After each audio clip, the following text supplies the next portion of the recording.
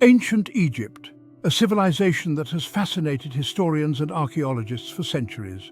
A land of pharaohs, pyramids, and powerful deities where the sands of time have preserved countless secrets. It is here, in this land of captivating history and timeless legends, that we encounter the enigmatic figure of Tutankhamun, an ancient Egyptian pharaoh who ruled from 1332 to 1323 BC during the late 18th dynasty of ancient Egypt. Ascending to the throne at the tender age of 9 following the short reigns of his father, Pharaoh Akhenaten's successor, Neferuaten. Tutankhamun, the boy king, ruled for a brief decade, yet his impact was profound. His original name was Tutankhaten or Tutankhaten. When Tutankhaten became king, he married Ankhesenaten, one of Akhenaten's daughters, who later changed her name to Ankhesenamun. He fathered 2 daughters who died at or soon after birth and were buried with him in his tomb. Despite the brevity of his reign, his legacy has resonated throughout millennia, captivating the imaginations of people around the world. His tomb, a treasure trove of ancient wonders, offered a glimpse into a world lost to time, filled with artifacts that tell stories of a bygone era. The thefts make Tutankhamun's tomb one of the most important sources for understanding tomb robbery, particularly for the early part of that period, when robberies were more opportunistic than the large-scale plundering that took place in the late 20th dynasty. Many of the boxes in the tomb bear dockets in hieratic writing that list their original contents, making it possible to partially reconstruct what the tomb originally held and which items were lost. The dockets of the jewellery boxes in the treasury, for instance, indicate that about 60% of their contents is missing. His reign, though short-lived, played a pivotal role in the tumultuous Amarna period, a time of great change and upheaval. This era witnessed significant religious and political upheaval as the young pharaoh sought to restore the old ways. During his reign, Tutankhamun reversed several changes made during his father's reign. He ended the worship of the god Aten and restored the god Amun to supremacy. The capital was moved back to Thebes, and the city of Akhetaten was abandoned. This young pharaoh, thrust into power at a pivotal juncture, navigated a world teetering on the brink of change, leaving an indelible mark on history. Tutankhamun's lineage is a tapestry woven with threads of both grandeur and uncertainty that continue to baffle historians and archaeologists alike. His father, the pharaoh Akhenaten, instigated a religious revolution that sent shockwaves through Egyptian society. Akhenaten's reign was marked by his bold and controversial decision to abandon the traditional polytheistic beliefs in favor of monotheism. Akhenaten sought to replace the traditional pantheon of gods with the worship of a single deity, the sun disk Aten. This unprecedented move was not just a religious shift, but a cultural upheaval that altered the very fabric of Egyptian life. This radical shift in religious practice shook the foundations of Egyptian society.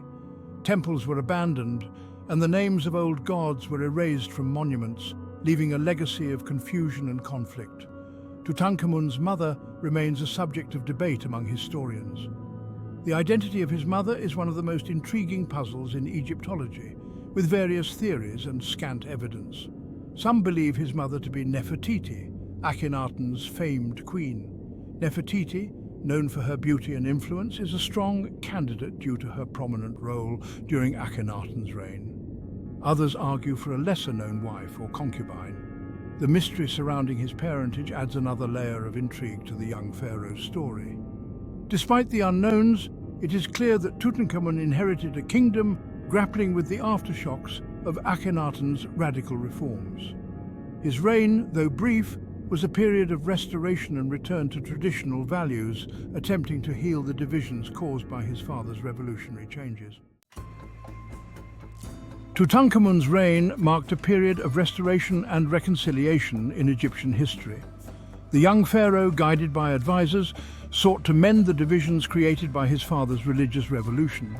He reinstated the traditional polytheistic religion, restoring the temples and priesthoods that had been sidelined under Akhenaten's rule.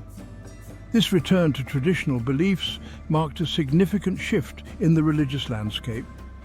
As part of the restoration of the traditional cults, the king initiated building projects, in particular at Karnak in Thebes, where he laid out the Sphinx Avenue leading to the Temple of Mut. At Luxor Temple, he completed the decoration of the entrance colonnade of Amenhotep III. The political landscape was equally complex.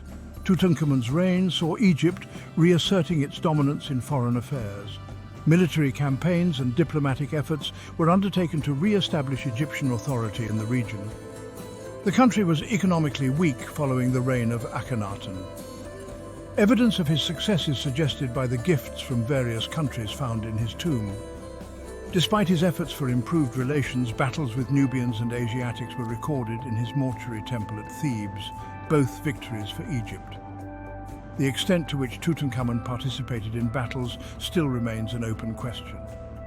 On one hand, his tomb contained extensive military armament such as bows, khopesh swords, daggers, wrist guards, maces, shields and a club, suggesting he had extensive weaponry training. Some imagery, while likely figurative, does depict Tutankhamun as directly participatory in warfare, such as the graphic battle depictions on the painted treasure chest in his tomb. Other artifacts, such as the 9 bows footstool, walking sticks and sandals depicting enemies, and a gold leaf picture of him during chariot archery against enemies, also suggest that he was actively engaged in Egypt's international conflict. On the other hand, given Tutankhamun's youth, some historians are skeptical that he participated in these battles. Tutankhamun, despite his youth, was at the helm of a kingdom striving to regain its former glory.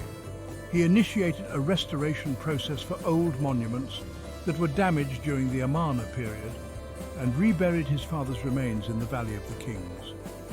The young king likely began construction of a royal tomb in the Valley of the Kings and an accompanying mortuary temple, but both were unfinished at the time of his death. Tutankhamun was one of few kings worshipped as a deity during his lifetime.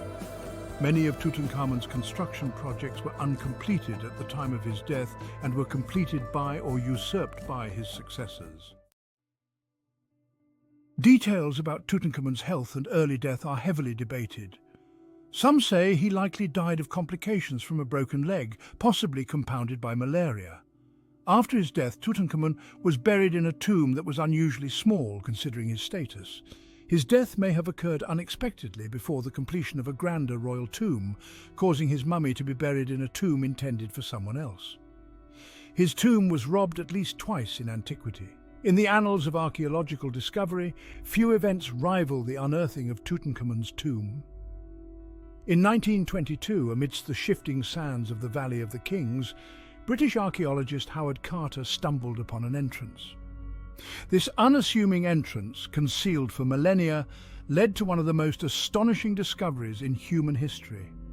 The tomb, remarkably intact, was a time capsule of ancient splendor. Unlike many other royal tombs that had been plundered over the centuries, Tutankhamun's final resting place remained largely untouched. This remarkable preservation provided an unprecedented glimpse into the burial practices and material culture of ancient Egypt's elite. Tutankhamun's tomb is the only royal tomb in the Valley of the Kings found in near intact condition. The treasures within Tutankhamun's tomb painted a vivid picture of the wealth and artistry of ancient Egypt. There were more than 5,000 items found in the tomb, including a solid gold coffin, face mask, thrones, archery bows, trumpets, a lotus chalice, 2 Immut fetishes, gold toadstools, furniture, food, wine, sandals, miniature headrest, richly decorated golden dagger, Tutankhamun's clothes, loose tunics, robes and sashes, often elaborately decorated with dye, embroidery or beadwork, exhibit more variety than the clothes depicted in art from his time, which consist largely of plain white kilts and tight sheaths. And a dazzling array of precious artifacts filled the burial chambers. Each object, meticulously crafted, served a specific purpose in the afterlife. Most of the metal vessels originally buried with Tutankhamun were stolen, as were those of glass, indicating that glass was a valuable commodity at the time. Thieves would have prized what was valuable, portable or possible to disguise through dismantling or melting. Among the most iconic discoveries was Tutankhamun's burial mask. The mask of Tutankhamun is a gold funerary mask. After being buried for over 3,000 years, it was excavated by Howard Carter, a British archaeologist, in 1925. Bearing the likeness of Osiris, Egyptian god of the afterlife, it is 54 centimeters tall and weighs over 10 kilograms. This solid gold mask, inlaid with lapis lazuli, carnelian, and other precious stones, became an instant symbol of ancient Egypt's enduring allure. The mask, a masterpiece of ancient craftsmanship, captured the imagination of the world. Most of the tomb's goods were sent to the Egyptian Museum in Cairo and are now in the Grand Egyptian Museum in Giza. Despite the wealth of artifacts recovered from his tomb, Tutankhamun's life and tomb remain shrouded in mystery. Tutankhamun's tomb lies in the eastern branch of the Valley of the Kings, where most tombs in the valley are located. The contents of the tomb are by far the most complete example of a royal set of burial goods in the Valley of the Kings. The efforts of the robbers, followed by the hasty restoration effort, left much of the tomb in disarray when it was last sealed. By the time of the discovery, many of the objects had been damaged by alternating periods of humidity and dryness. Nearly all leather in the tomb had dissolved into a pitch-like mass, and while the state of preservation of textiles was highly inconsistent, the worst preserved had turned into a black powder. In the process of cleaning, restoring and removing the damaged artifacts, the excavators labelled each object or group of objects with a number from 1 to 620. Appending letters to distinguish individual objects within a group. Tutankhamun's mummy has undergone extensive analysis, utilizing modern medical imaging techniques. These advanced technologies have allowed researchers to peer beneath the wrappings and uncover secrets that have been hidden for millennia. These examinations have provided valuable insights into his physical condition and overall health. Through detailed scans, scientists have been able to reconstruct a more accurate picture of his life and the challenges he faced.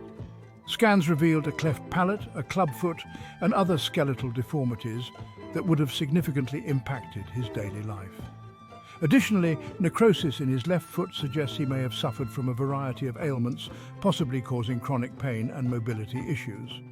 The use of DNA analysis has further deepened our understanding of Tutankhamun's lineage. By extracting and examining genetic material, researchers have been able to trace his ancestry and identify familial connections that were previously unknown. By comparing his DNA with that of other royal mummies, researchers have confirmed his parentage, providing a clearer picture of his royal heritage. Identifying Akhenaten as his father has been a significant breakthrough, shedding light on the complex dynamics of the royal family. Furthermore, a previously unidentified royal mummy has been confirmed as his mother, adding another piece to the intricate puzzle of his lineage. These breakthroughs have provided valuable pieces to the puzzle of Tutankhamun's family tree. For many years, rumors of a curse persisted, emphasizing the early death of some of those who had entered the tomb. A study showed that of the 58 people who were present when the tomb and sarcophagus were opened, only 8 died within a dozen years. The sudden and untimely deaths of several individuals associated with the excavation fueled speculation of a supernatural retribution for disturbing the pharaoh's resting place. While the notion of a curse has been largely dismissed as superstition, it reflects the enduring fascination with ancient Egypt and its mysteries. The legend of the curse, though lacking any scientific basis, has become an integral part of the Tutankhamun narrative, adding to the intrigue surrounding his life and death. Tutankhamun's legacy extends far beyond the confines of his tomb. The discovery of his burial treasures sparked a renewed global interest in ancient Egypt. Museums around the world rushed to acquire Egyptian artifacts, and exhibitions featuring objects from Tutankhamun's tomb drew record crowds. The Boy King's image became instantly recognizable, appearing on everything from jewelry and clothing to movie posters and album covers. Tutankhamun, once a little-known pharaoh, became an icon of ancient Egypt, capturing the imagination of people worldwide across generations. Tutankhamun's reign, though brief, marked a pivotal moment in Egyptian history. He oversaw a return to traditional religious practices and the reassertion of Egyptian power on the world stage. His tomb, a time capsule of ancient splendor, provided an unparalleled glimpse into the lives of Egypt's elite. The discovery of his final resting place continues to resonate with people worldwide. Tutankhamun's story serves as a reminder of the enduring power of the past and the allure of ancient Egypt. His legacy will continue to captivate and inspire generations to come.